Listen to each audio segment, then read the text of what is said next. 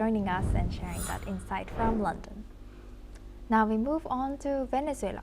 Venezuela has freed Czech, Hungarian, Dutch, and German citizens who were imprisoned in the country, part of a flow of prisoner releases following the U.S. capture of former Venezuelan President Nicolas Maduro.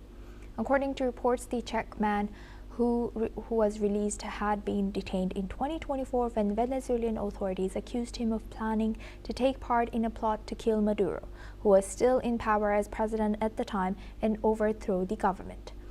Czech Foreign Minister Petr Masinka has said that he had been released together with imprisoned nationals from Ireland, Romania, Germany, Albania, Ukraine, and the Netherlands. The Netherlands says that 3 Dutch people had been freed, while Hungary said Hungarian citizens who had been on a search vessel had also been released. Venezuela says that this week more than 400 people have been released, although the rights groups claim that the figure is smaller. Now for this discussion, we welcome Mr. Raymond Vickery. He's an American attorney and former U.S. Assistant Secretary of Commerce, joins us live from Washington, D.C. Thank you very much, Mr. Vickery, for joining us again. Good to see you. Now, looking at this, now that Venezuela continues to flee, is this part of a broader, what is the motive of Rodriguez freeing these prisoners? Do you think this move will change the trajectory of how legitimate her ruling will be, or Venezuela's reputation or image in the international? Well, thanks very much for having me and allow me to comment on this. What has happened is that President Trump has really upended some 80 odd years of American policy, even more than that, in regard to how the United States conducts itself in the world.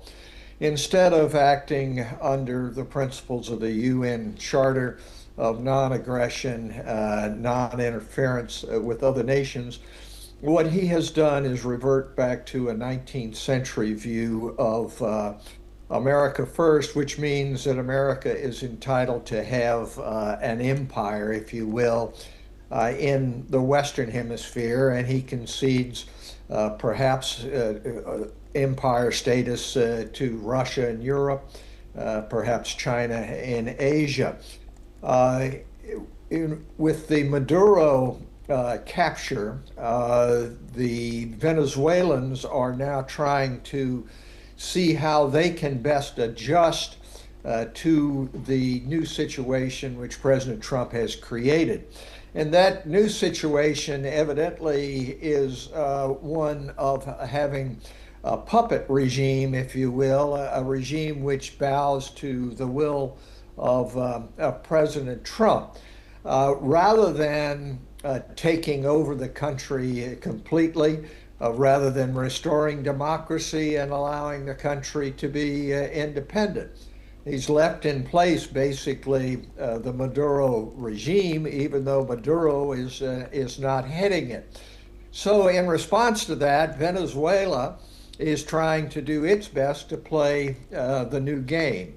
And the new game is to let President Trump believe that he is running Venezuela, but the Venezuelans conceding things which are not fundamental to their authoritarian regime.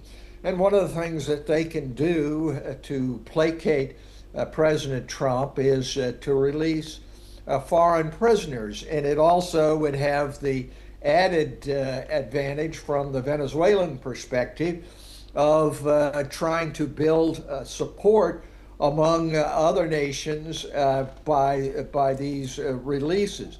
So this is a game which is being played out between President Trump and a new doctrine, not the Monroe Doctrine, but he's called it the Don Doctrine, Donald Trump Doctrine, of being able to control a country through other means other than stationing troops on the ground.